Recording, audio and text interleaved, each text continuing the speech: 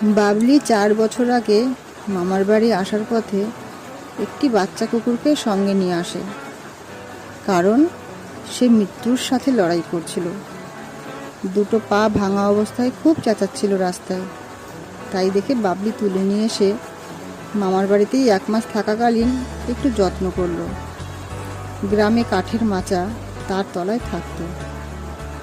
বাবলি শুধু জল ও খাবার দিয়ে আসতো, সঙ্গে একটু আদরও। তাতেই সে সুস্থ হয়ে ওঠে।